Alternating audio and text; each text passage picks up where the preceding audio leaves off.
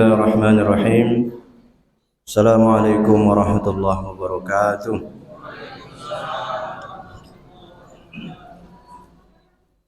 Innal hamdalillah nahmaduhu wa nasta'inuhu wa nastaghfiruh wa na'udzu billahi min shururi anfusina wa min sayyiati a'malina. May yahdihillahu fala mudilla lahu wa may yudlilhu fala hadiya lahu. Allahumma shalli wa sallim wa karrim ala sayyidina Muhammad wa ala alihi wa sahbihi wa man tabi'ahum bi ihsanin ila yaumil ma'ad.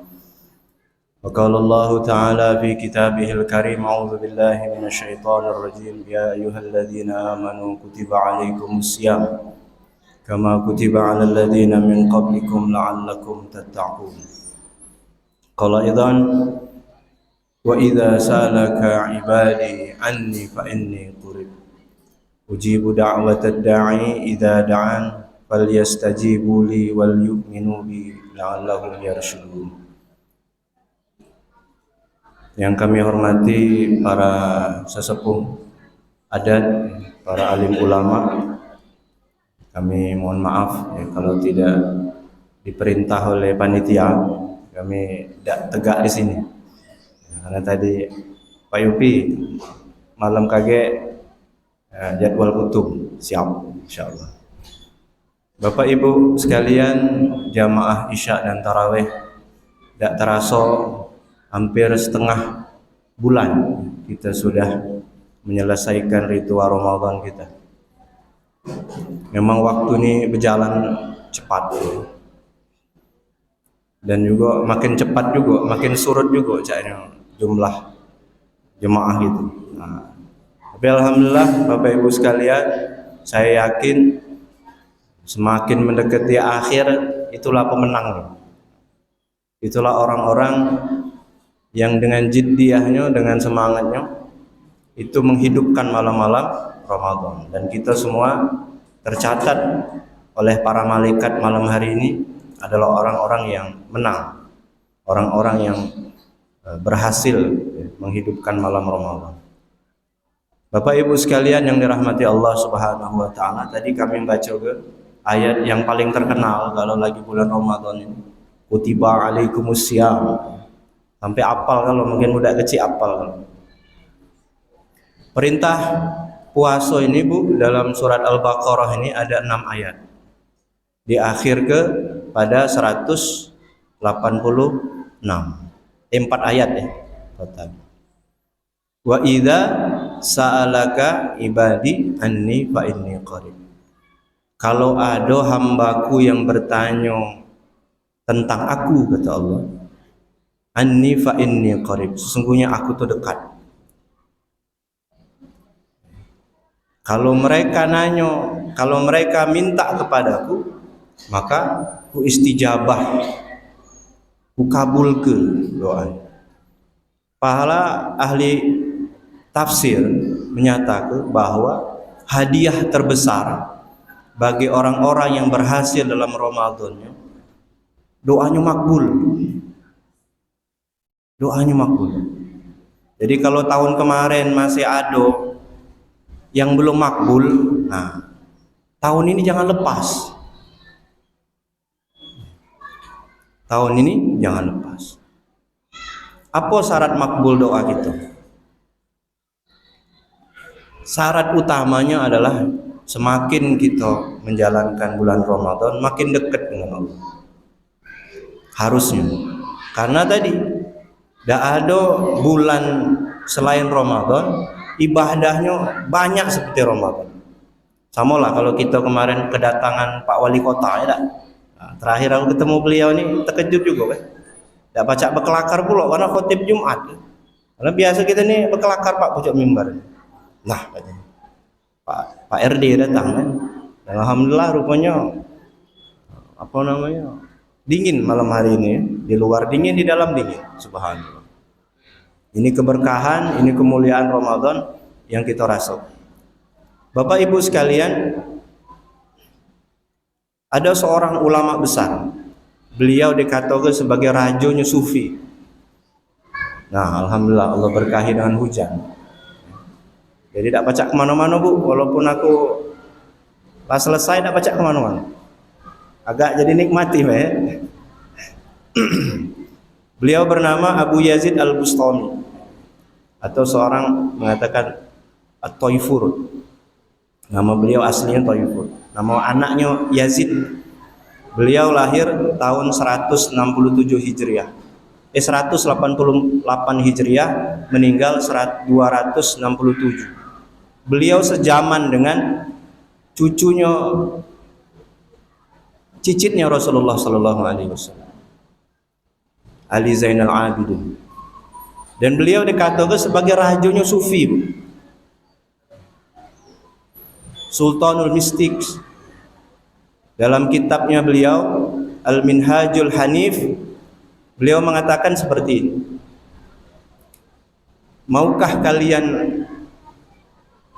dekat dengan Allah hingga apapun kehendak kalian Allah istijabah?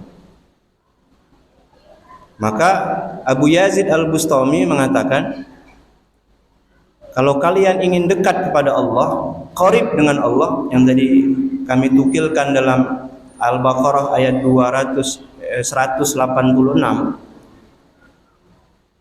maka kata beliau, datangilah Allah dari jalan yang Allah tidak punya. Kami ulangi lagi, datangilah Allah dari jalan yang Allah tidak punya.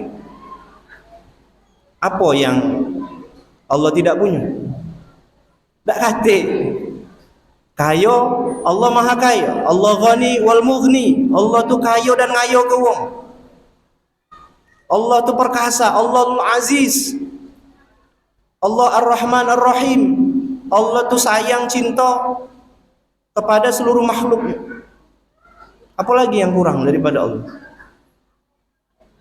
Tapi ada, kata beliau, kalau kita ingin cepat kepada Allah, dekat dengan Allah, ada satu jalan yang namanya al-istifqar. Jadi falsafah al-istifqar ini dipakai sampai sekarang. Jadi bukannya kami hanya baca ke Bapak sekalian kitabnya, bahwa dalam kitab ini dikatakan kalau kita ingin cepat menuju Allah Subhanahu wa taala, dekat pada Allah Subhanahu wa taala, gunakanlah jalan ini. Al-istifqar ini bermakna kehinaan, menghina ke diri di hadapan Allah Subhanahu wa taala. Karena memang hakikat kita ini hina. Kita berasal dari zat yang hina. Dulu ya, waktu kami masih bujang, ya, sekarang ini kejiwaan Bapak. Muka kami ini cak culun ya, kecil. Ini sudah 45 tahun, Pak. Anak lah sudah SMA kalau. Waktu masih bujang tuh, ya, pertama kali dewasa itu malu, basah celana gitu. Itulah asal manusia itu.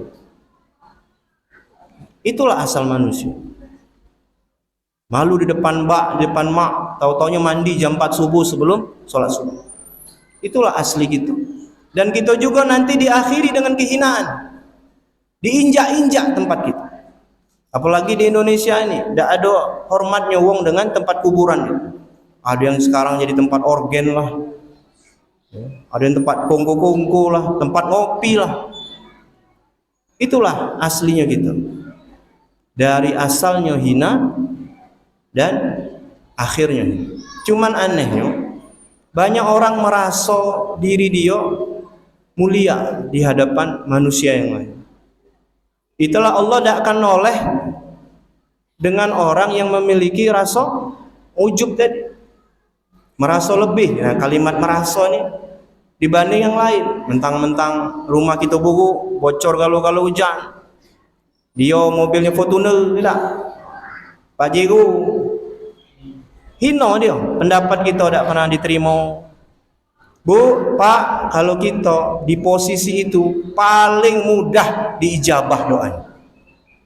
Oh ya Allah, aku ni hina ni ya Allah. Kemarin ya Allah tidak ditoleh wong ya Allah. Angkat tangan kita, Pak. Dan di bulan Ramadan inilah tempatnya menghinakan diri, Bapak Ibu sekalian. Ngapa salat kita jarang diijabah Allah, diterima Allah Subhanahu wa taala? Karena merasa ada ujub dalam sholat itu. Lah tahu diucap ke Allahu Akbar, apa maknanya Pak? Bu? Allah Maha Besar. Tapi masih kita besar ke diri di hadapan Allah. Zohirnya kita ni adalah seperti cincin yang dilempar ke tengah gurun pasir. Tak kejingoan lagi Pak, Bu. Kuman kita ni, atom kita ni di hadapan Allah. Tapi merasa hebat di antara manusia. Ketika kita ruku, sebelumnya lagi ketika Fatihah, iyyaka na'budu wa iyyaka nasta'in. Apa maknanya Pak? Kita ni hamba, bukan raja. Kata Allah dimulai dari Maliki Yaumiddin, aku inilah raja di raja. Walaupun nanti di akhirat aku juga raja. Di dunia raja, di akhirat raja. Kamu tuh abidku, kamu tuh adalah hamba. Itulah puncak Fatihah di kalimat itu. Kalau kita baca nitik ke air mata pas di kalimat itu, makbul solat kita. Oh ya Allah, aku nih hino, aku nih hambamu. Aku nih tergantung. Esok pun kita tidak tahu masih hidup apa ini. Iyyaka na'budu wa iyyaka nasta'in. Cak tadi aku lagi berdoa tersekat Pak. Langsung tidak baca. Rupanya karena dinginnya AC kira. Aku kira nih Pak, pakai jas ini aku letak ke di motor. Rupanya aku jenguk AC pakai jas ini kan. Karena tidak baca kita kena AC ini. Biasa Pak wong dusun. Di luar dingin, di dalam dingin. Itulah hakikat ketika kita tegak ruku. Subhanallah azim wa bihamdi. Allah lah yang maha suci, kita yang hina. Dan azim pula. Tak ada yang lebih mulia daripada Allah. Tapi waktu itu rokok masih mikir gapo gitu. Masih apa? Dado ni depan wong tu paling hebat dewek, paling segeknya hebat dewek. Ya Allah. Ketika kita sujud, subhanallah a'la wa bihamdi. Hino lagi Bu, Pak. Jadi kalimat-kalimat ruku dan sujud itu hino ke kita. Cuma ni dah. Aduh, ini kata ibu-ibu mana ini? Cukup tak beras di rumah. Masih mikir ke beras. Minta Bu beras di rumah itu Bu, di Allah pas sujud. Oh ya Allah, tinggal secanting lagi ya Allah, cak mano sahur ini ya Allah. Minta ketika itu. Jangan minta ke lain dulu. Karena apa? Para salafus soleh itu minta garam saja kepada Allah. Bukan hal yang lain, minta jabatan. Kalau bapak ini nak berbini lagi gitu ya. Tidak Pak. Minta garam saja para sahabat itu pada saat sujud. Kita ini lupa dengan Allah kalau lagi sujud itu. Ingat yang lain, ingat pekerjaan. Oh besok gawe apa? Kalau lagi yang gadis-gadis cowok aku di mana? Masya Allah. Itulah mengapa solat kita hampa rasanya. Solat tak solat kata beda. Susah nangis kita karena merasa memiliki sesuatu. Dan pada Ramadan ini bukan hanya solat saja, bukan syahrul ibadah saja, syahrul Quran. Kata Abu Yazid Al-Bustami, ada dua hal yang menyebabkan Allah itu tidak mengistijabah doa kita. Pertama, kita kenal Allah tapi tidak dekat dengan Allah. Kenal tak dengan Pak Wali Kota? Kenal. Tahu mukanya, tahu balihonya di mana-mana. Pernah ketemu tak? Tak pernah. Maksudnya apa Bapak Ibu sekalian? Kenal tak dengan Allah? Kenal. Salat jarang tak? Jarang. Saya ini Pak berkali-kali kalau ngobati wong lagi sakit Pak yang kena jin itu, salah satu asbabnya itu jarang sholat Pak. Jarang sholat.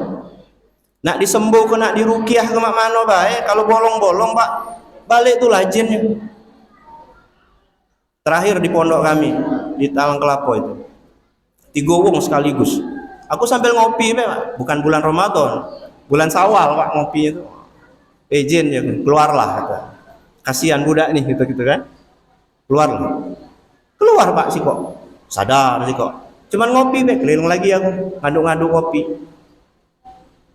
Pas aku tanya, kalian cewek-cewek ini, santri ini lagi hit ya? Lagi hit galau Pak. Jadi kalau ada uang kemasukan jin, perbaiki pertama itu bukan diruqyah dulu, tapi sholatnya diperbaiki. Jamaah Jumat, jamaah tarawih wal isya ya apa? Yang kedua, yang pertama tadi, ketika dia kenal kepada Allah tapi tidak menjalankan haknya Allah. Sekarang 8 rakaat haknya Allah. Kalau hebat lagi malam Pak, sebelum jam 3 bangun, setengah 3 bangun. Ibu-ibu buat makanan, kita sholat Pak. Gak usah dilanjut ke witir sudah ada. Kita lanjut ke tahajud. 2 rakaat jadilah. Disitulah kita ngangkat tangan. Inilah bulan yang tidak ada yang lebih hebat ibadahnya kecuali Ramadan. Kalau nak dahsyat lagi ke pondok kami, Bapak Ibu sekalian, sehari itu 30 juz. Jadi kalau 30 hari berapa? 30 juz dikali ke 30 hari. Berlomba-lomba dalam menghidupkan malam Ramadan. Ya. Bapak Ibu sekalian, yang kedua, kata Abu Yazid Al-Bustami adalah Quran itu ada, di setiap rumah kita ada, tapi kita tidak membacanya dan tidak mengamalkannya.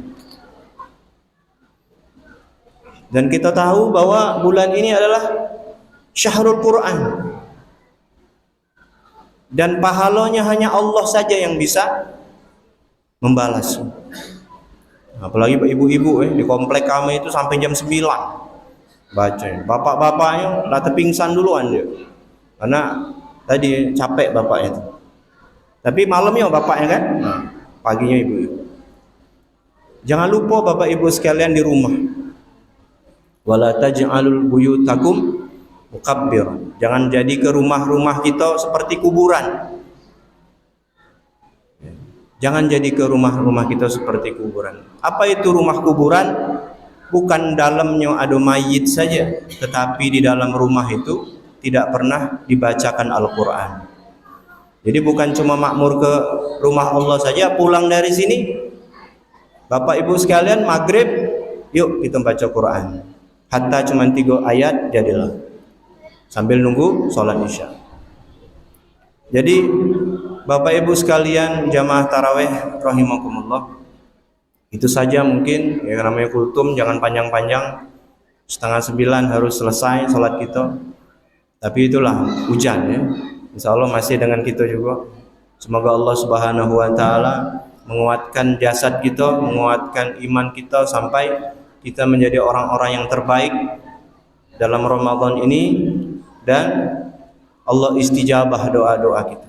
Aku qouli hadza fastaghfir innahu wal ghafurur rahim. Allahumma waffiq ila wa tariq. Assalamualaikum warahmatullahi wabarakatuh.